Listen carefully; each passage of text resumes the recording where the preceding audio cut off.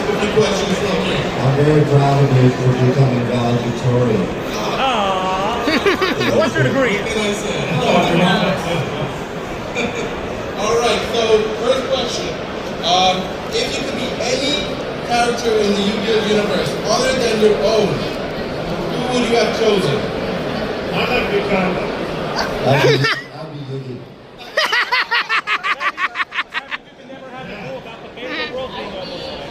Merrick, because I often get to sit next to Merrick at the conventions, and I hear this all day long. I'm going to mentorship in the shadow realm! I would, of course, the regular answer would be Yugioh, but I'd say probably Pegasus.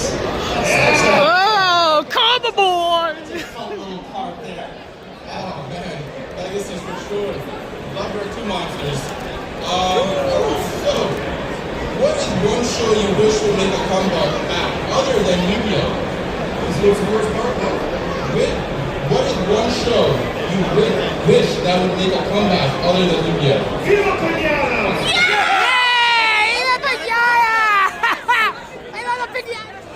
As the director of the Pinata, I have to agree. I'd say Winx. Weeks gone! Twice! I'm going to have to say Kirby right back at you. Yes! Well, I'll say one for myself actually. Chaotic. Yeah! Oh boy, yeah! Alright, so, I mean, I feel like this is a question you maybe you're getting all the time, but do you collect or play the Yu-Gi-Oh! Or Pokemon card game? And have you ever played the video game? Or either or? You can start with one. This is a horrible answer, but no, I don't. My son collects Pokemon cards, or did, and plays Yu-Gi-Oh! Cards. But I don't play them. But your son does.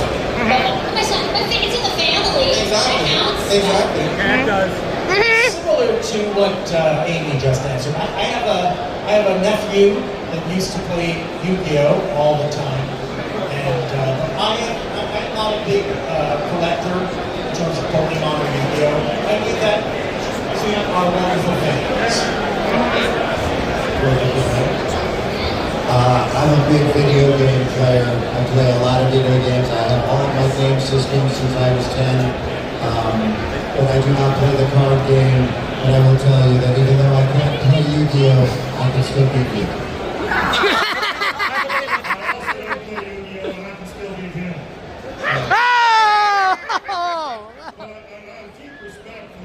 Sometimes we have the privilege of helping to host whether it's the national tournaments or the world tournaments, and those duelists out there are truly extraordinary, way smarter than I am. But I've always loved the art style of the deck, and I also love the stories about how these games are pretty good to go. Yeah, so it's really, really important, but I only act like I can play.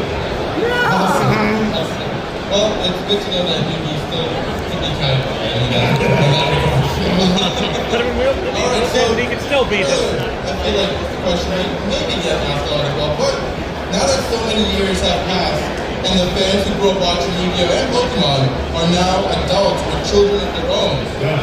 How does it feel to see the series continue to thrive as a truly generational phenomenon decades later?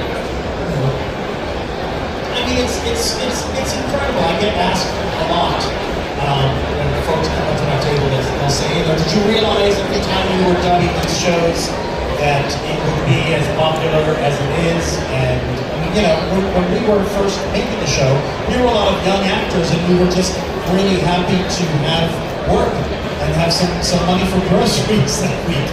We were just really excited to have work, and then to see the show become really popular not long after we started was incredible.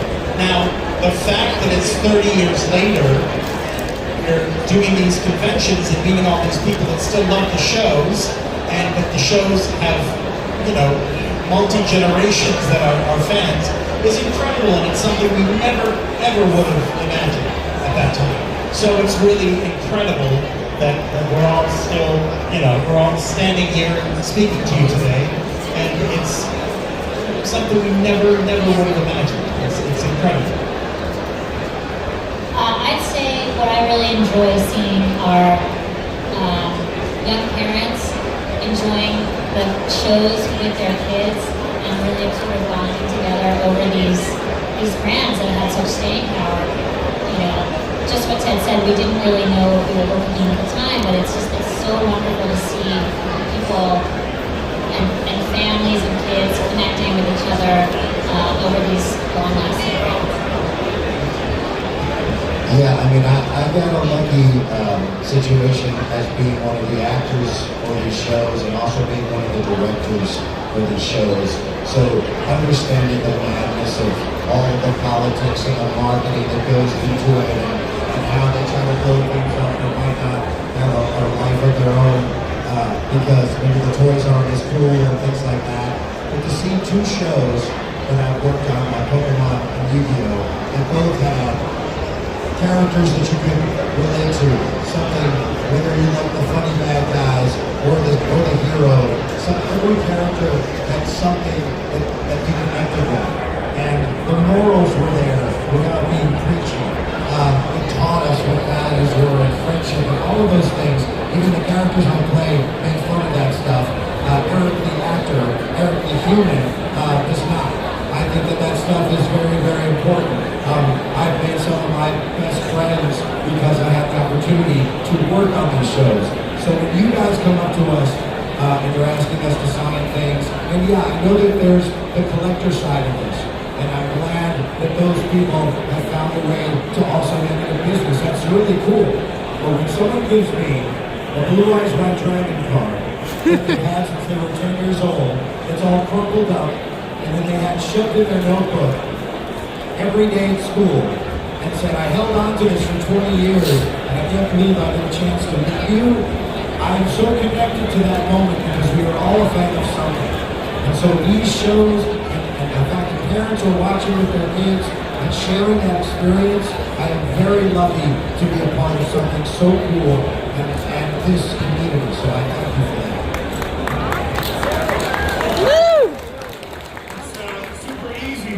The show we were in as a 22-minute commercial for a card game. But anybody who's actually watched the show knows that it's far more than that. And the idea that it's still popular decades before it first premiered is extraordinary, something totally unexpected. And like, similar to what Ed was saying, I was just trying not to get fired when I was doing those parts, but I get the privilege of meeting people who later tell me how much those stories meant to them. Is a deep, deep privilege, and the idea that generation is now brainwashed, is now influencing the generation.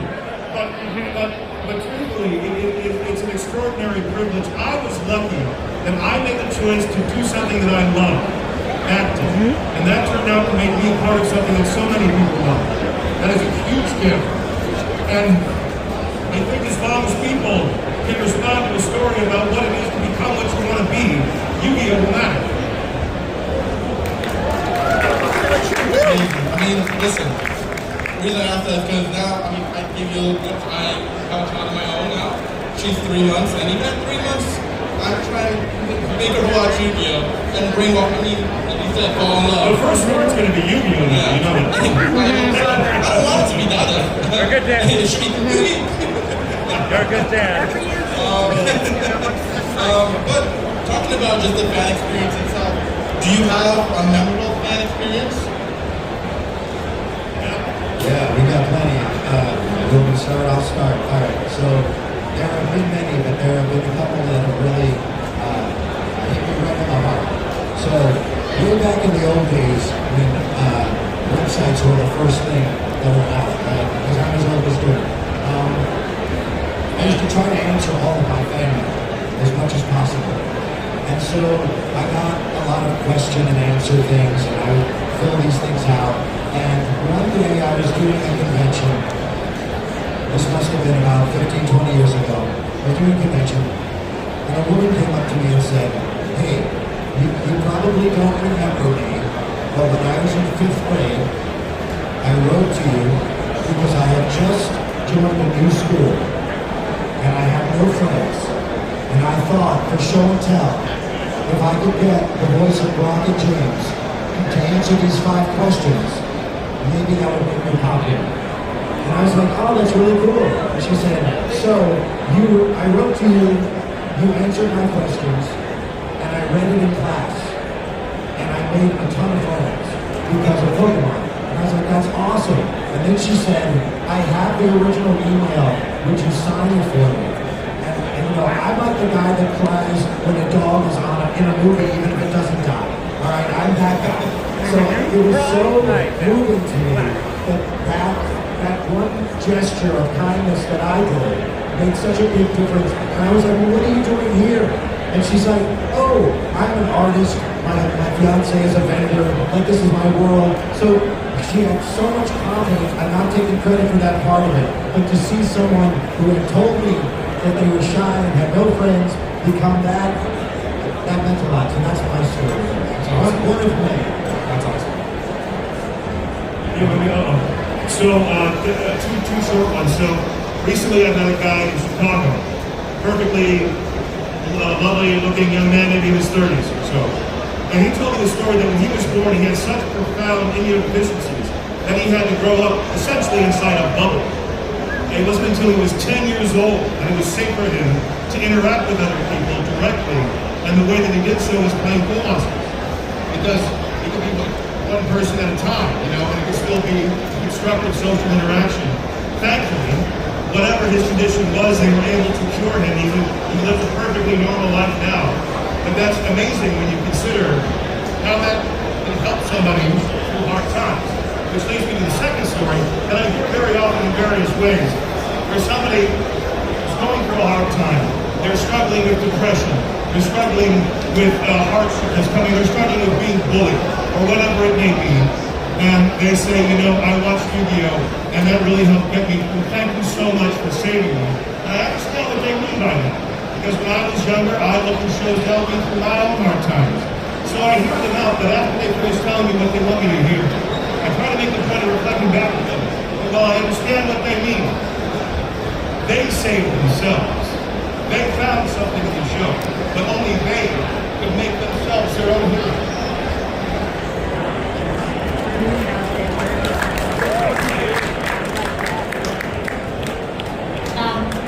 I was going to share a story, a fan story that was very meaningful to me when I first started in the convention scene and meeting people and coming out from behind the microphone. And it was similar to what Dan was sharing, that a young woman had confided in me that she was going through a really hard time, and something that I do hear a lot, especially from female fans, is that Teo, you know, as the only female in the show, and someone who represented friendship and kindness and connection, that she was really a character that helped them be seen, helped them through certain circumstances. And so that first fan interaction where I got to hear something very personal from someone made me really appreciate and understand just how powerful the show is, and how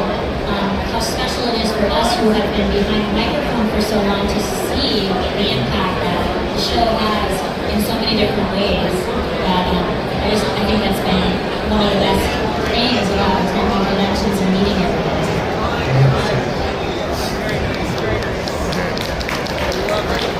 I have a memory I would say about 12 or so years after Pokemon premiered. I was doing a play in New York City, and I had become good friends with a brilliant Samantha who was in the cast, who was younger than I at the time. I was in my 40s at the time, she was in her early 20s. But she had been one of the, I didn't realize at the time, but she had been one of the original generation who watched Pokemon. And the woman who was running in front of the house taking tickets came backstage and said, Ted, were you in Pokemon? And I hadn't thought of the show for a while, and you know, I said, yeah. And she said, well, there's a guy at the front who is here to review the play for his his yearbook. He's 17 years old. He saw your name and he asked if it was Ted Lewis from Pokemon. I said, I was on Pokemon. And I looked across the room and my friend Sam had turned completely red. And her eyes were like filling with tears. And I said, Sam, what's the matter? And she said, you were in Pokemon? I said, yeah. And she said, you don't understand. That show was my entire life growing up. That was my entire life. So it was the first time that I started working with that generation of fans because they were now old enough to you know, be doing theater in New York and stuff like that. And I had an original Pokemon jacket from the first movie that had been hanging in my closet for years. And I was, you know, of course, now that I think about it, I'm like, I could have made some bucks on it. But it was hanging there for years. I never wore it. And I met Sam and I was like, now I know what I'm going to do. So when her birthday came around, I gave her an original Pokemon jacket. And she was very grateful. And yeah, so that's awesome.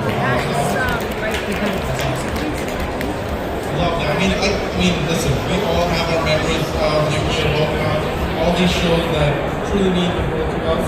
I know not just myself, but so many others here probably have similar stories you just told as well. You know, being alone in school, being, you know, that person that liked Yu-Gi-Oh, liked Pokemon, but wasn't cool at the time. And it really wasn't. When the show first came out, a lot of people would be like, you like that? How do you like that? Now we see the full effect years later of how cool it really is. And now it actually was funny enough that when I was a teacher a few years back, the thing they wanted to do in free time was collect Pokemon, trade Pokemon. Yu-Gi-Oh is, you know, not as vibrant Pokemon in school, but I will say it is really nice to see years later that, again, more audiences are connecting with these amazing anime that we grew up with, and it's become popular, become cool, and that sense as well.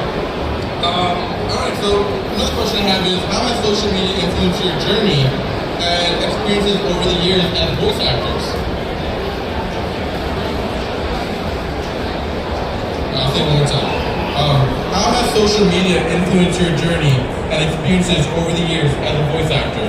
I'm really not great with social media, and I'm not dissing social media. It's just sort of, that's not my thing.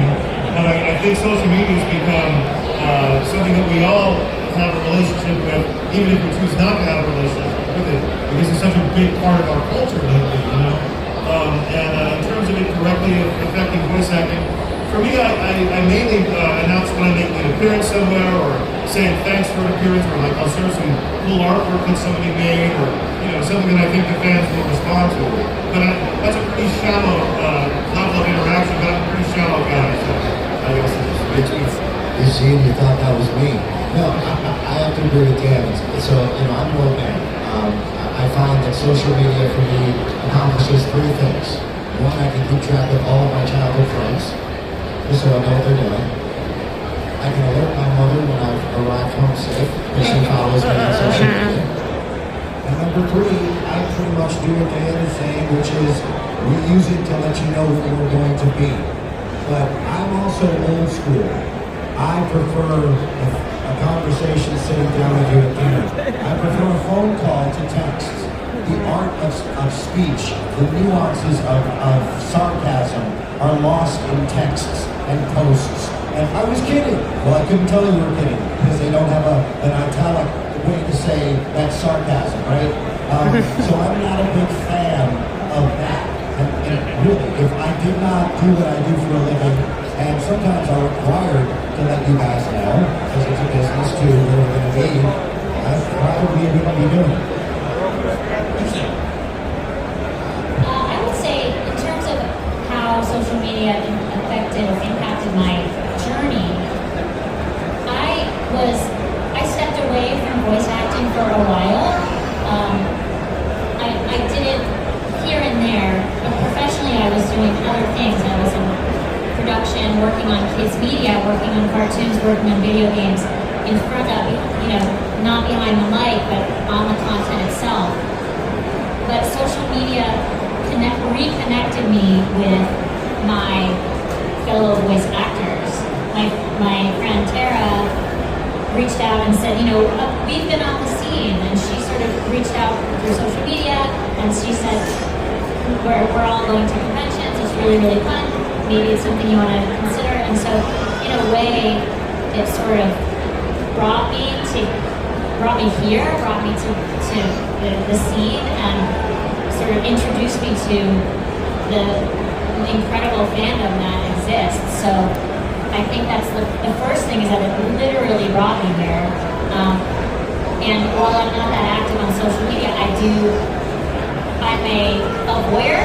I'm not a user, so I don't tend to post a ton. I try to celebrate the conventions that I go to. I try to let people know where I'm going to be.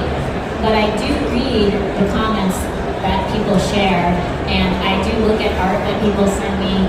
And while I'm not posting myself, I think social media has really made me feel connected in ways that I had not been before to the brands that we work with. So thank you. You're welcome. As Eric said, I am an old man, not as old as Eric. But we have the same birthday. But seriously, social media is a nuisance, and no, not really. But you know, like a lot of us have said, we were doing a lot of our work well before social media was a thing. But again, you know, in reiterating what's been said, you know, social media has enabled me to meet a lot of wonderful fans and come to these conventions. And, you know, I'll get a message from, you know, a guy in the UK somewhere or in the Netherlands saying, are you available to do a show or whatever. I mean, that's an opportunity I never would have had years ago. So, you know, in that respect, social media is just kind of opened me up to interacting with fans a lot more and doing these conventions and kind of celebrating the work that we did so many years ago. So that's my connection to social media. I'd like to add one more thing to the social media. Also just to echo, it's a wonderful way to get a better sense of this wonderful community. And in the last 4 years, we've been making appearances more regularly, largely thanks to Eric saying, hey, come do this. And it's been really just so eye-opening for me to see what an amazingly talented and passionate community that exists here with Pokemon and with Yugioh. I made a comment a couple months ago that a lot of people took a big amount of offense to, and as you may know, on social media sometimes people say rude things. If you're not aware of that, just let me know that can happen. And I wanted to take the time to address everybody who was, you know, dogging me and coming down on me like that, because I really wanted to get to the heart of what their issue was, right? And what I found is that most of the time, if you treat somebody with just a modicum of decency, eventually you can leave that conversation with respect. And I thought that was very encouraging. So I know there's a lot of hating out there, it's kind of like a habit or a style or whatever, but you can also blow right through that if you just treat people like with some respect. And don't take any disrespect, right? Let it roll off your back, don't take it seriously, right? And then you'll find that there's something better underneath all that. But I will say that I did appreciate that though, by the way. I guess my last question before I pass it to the audience. Was there anyone in the voice acting world you mentored or mentored you when you first began? So when I was 18, I got a job in a recording studio because I'm a musician, and I thought this was going to be a great way to get into the music industry. And I worked with a woman named Alice Whitfield, who had a background in musical theater, voice acting, coaching, and producing. And she hired me even though I was afraid to answer the phone. I had phone phobia, as I called it. And basically introduced me to this entire business. I still say things that Alice said as a director. I quote her. She was, as they say, a pistol. She was a real tough boss, but I loved her, and she's still around. But completely introduced me to a world that I knew what cartoons were, and I was a fan, but I did research enough to know what certain voice actors were performing, great, but I never really thought this was going to be a career for me. And she really explained it and taught me so much in the 10 years that I worked with her of how singing is the same instrument as inflection and pitch, and the fact that I could do things with my voice made sense. Understanding how to take direction as well as give. So to this day, I would say that Alice Whitfield is truly the reason that I'm in this business at all.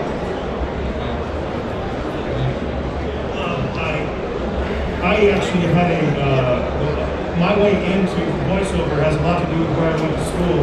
I graduated from Mason Grove School of the Arts, which is Rutgers University.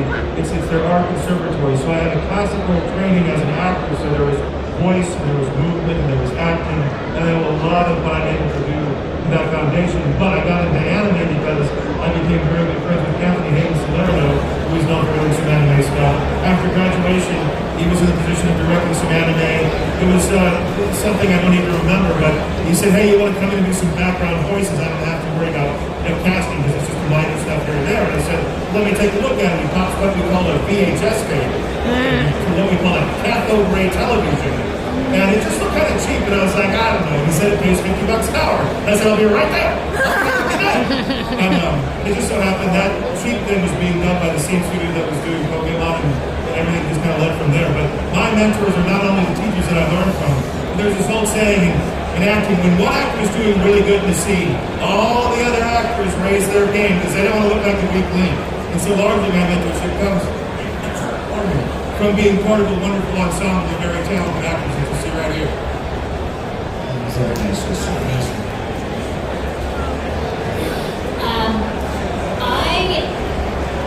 I think that you all know Michael Haley, maybe the original voice of Psyduck, my personal favorite Pokemon. So Michael is the person I credit for getting me into the anime voice acting space, and I think he was the first person who helped me not be self-conscious and afraid to try goofy things in the booth. I knew I always had wanted to do voice acting in some way, but to be given the freedom to try different voices and to push me in different directions, that started in the very first episodes of Pokemon, and I credit him really a lot for directing me in a lot of those early episodes and trying and auditioning me on lots of different types of parts, and so I think he's kind of the name that I really associate with my voice acting career and mentorship through anime. That's awesome. Yeah.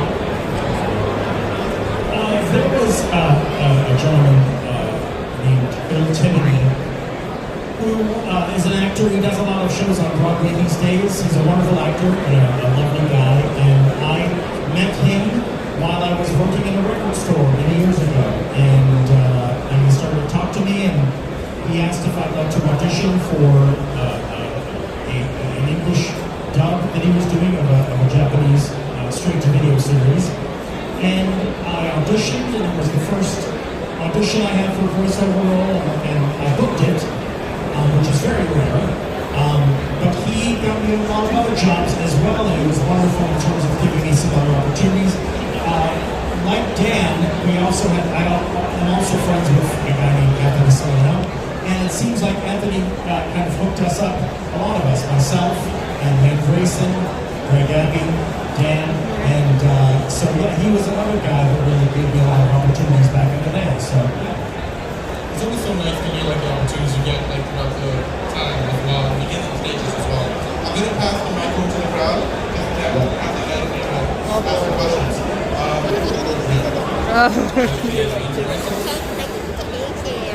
Okay, let's. Okay. So my name is Ara, just letting you guys know. So now now you've noticed that ever since Yu-Gi-Oh! Duel Monsters ended, now we have GX, 5D, Zexel, Sevens, Bull Rush, pass along with different new characters over a whole new generation. Same with Pokemon. Ever since Ash and Pikachu left in Pokemon Journeys, Pokemon Horizons is a new anime with a new character named Eagle and Roy. How does that feel for Yu-Gi-Oh! And Pokemon being cast with different new characters, new monsters, and new stories passing on from generation to generation for different kids nowadays? I say God bless.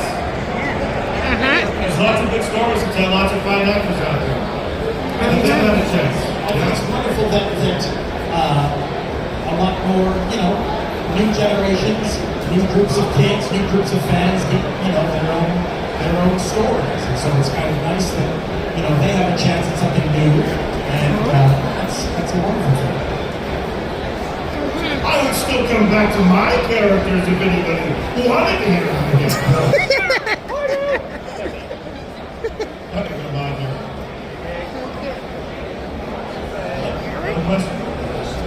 I was about to ask him, like, one, Alex. Good. Yeah, you can ask him. I know one. Well, I'm not going to say it. I'll purchase it. Oh, Tracy, how are you? I saw you. Hi, what up, though? See, how are you? Question for you is, what is the most memorable moment you and kind of have with each other, from like a voice acting standpoint, or even from like just from the show standpoint? The one that I love holding on to in my memory is the one where I to fill out the thing. Alright, so, and the reason that I love holding on to that so really is for all the times that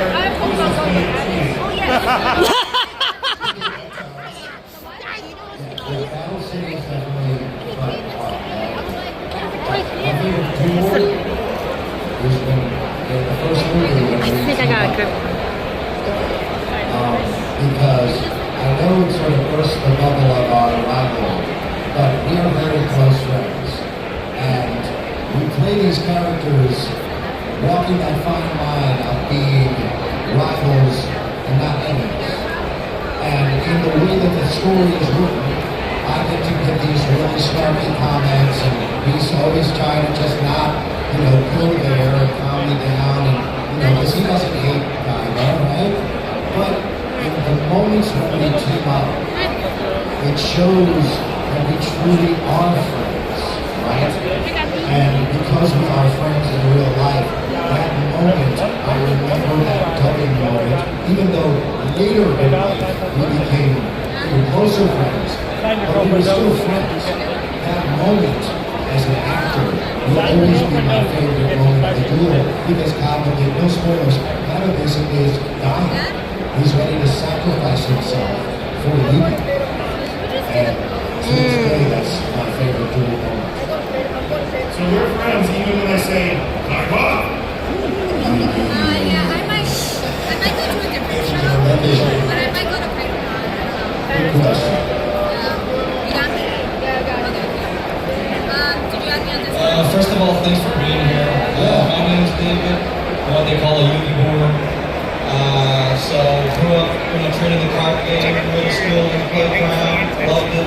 Brought me and my friends together, my brother here too. I guess the most random question I ask this at conventions to people, and feel free to answer the voice of your character. What's your favorite dessert? Yes. Oh boy. My favorite dessert is a cannoli. Ooh. And you know what I say if you're a Godfather fan? Take the blue eyes. Use the cannoli. Perfect. Check the glass with the cannoli. I say, I believe in you and the power of an ice cream sundae. Yes.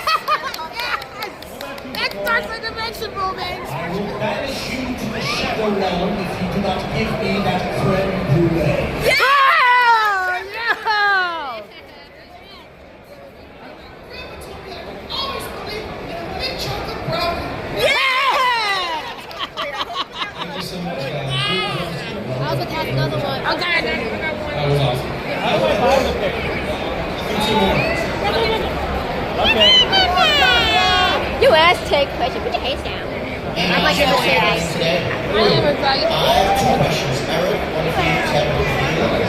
Eric, despite Kaiba's tough exterior, what do you think he truly believes inside about the supernatural element of the series that he's constantly exposed to?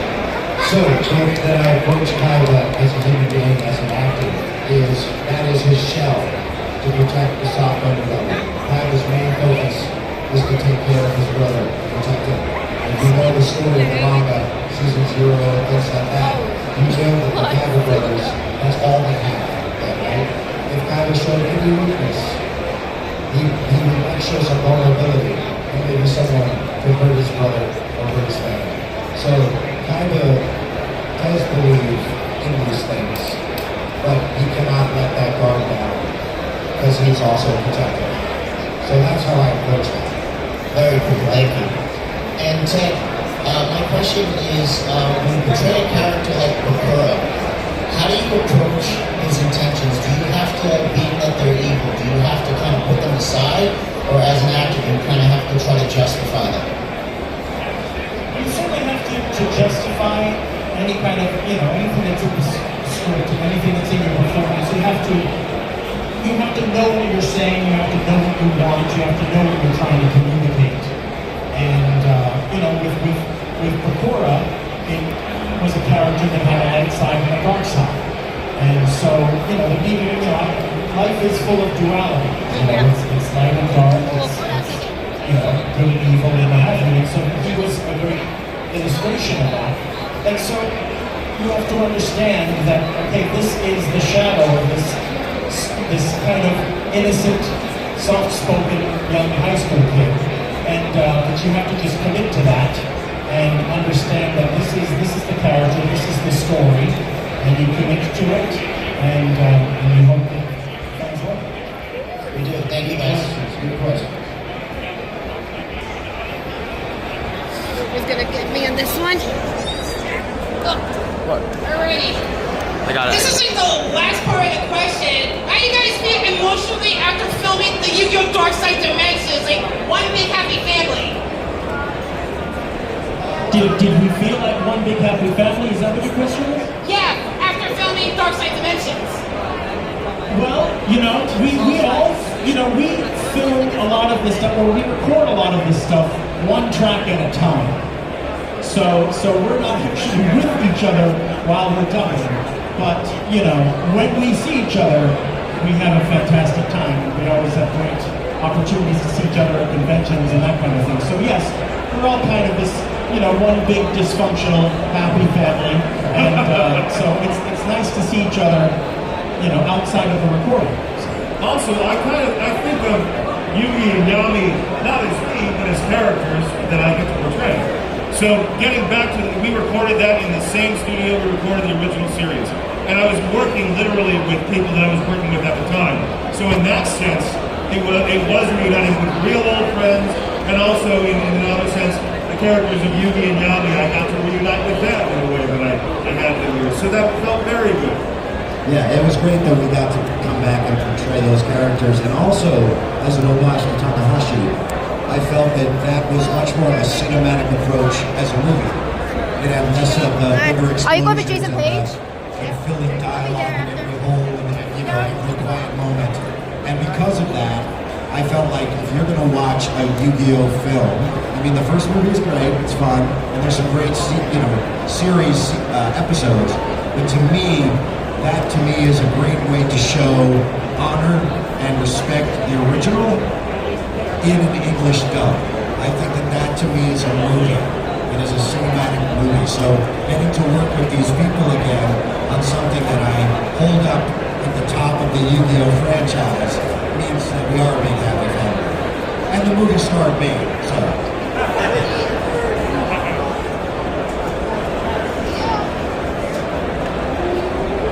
Here's your comeback, Alex. Yep.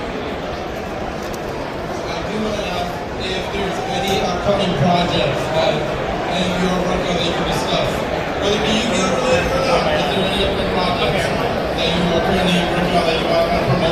stage. Eric and I started a podcast several years ago that we've been on the hiatus for years, but we do want to get back to it. It's called The Heart of Cars. Yes! It's not about playing Duel Masters. The take we give on that podcast is accepting your life from the lens of the hero's journey. And we all have experience of what that means. There's a college adventure, there are mentor figures in your life, there are temptations away from what you should truly be. So everybody can apply that to their own lives, and that's a conversation we're looking forward to continue. And also, some of you may know about Crossing the Gods, which is something that I recorded with a podcast years ago. We're in the process of doing visuals, but I would all visuals. It's taken a long time, and there's been other things along the way. But that's something that we're really looking forward to getting out. In the meantime, I do other stuff too, like voiceover work, and nothing animated related. We're very good at that. Voiceover work, yeah, I mean, it's a constant stuff like that, but there's nothing like exciting that I would tell you.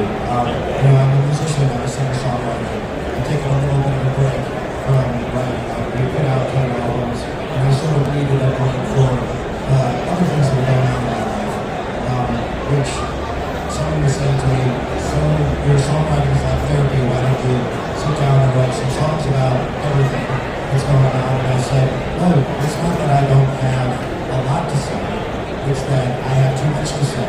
And as soon as I can gather my thoughts and put them into a place where they might be songs, I hope to be releasing a new album maybe in the next year, once I figure out exactly what I want to do. So that's really what I work on.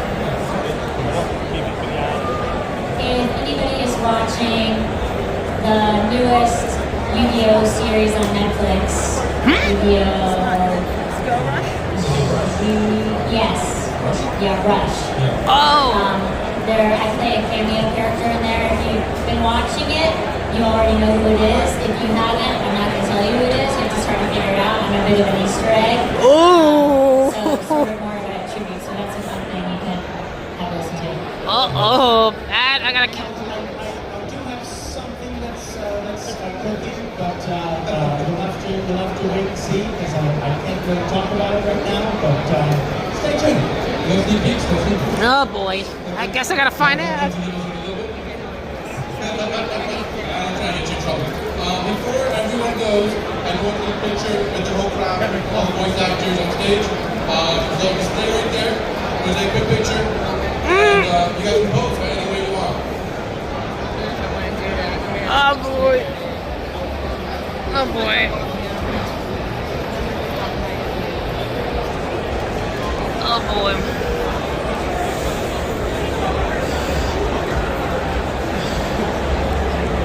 Oh boy.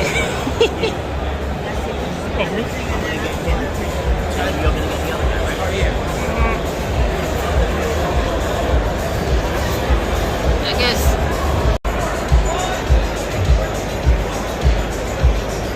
Thank you guys. Thank you guys. You guys rocked it. Living our childhood.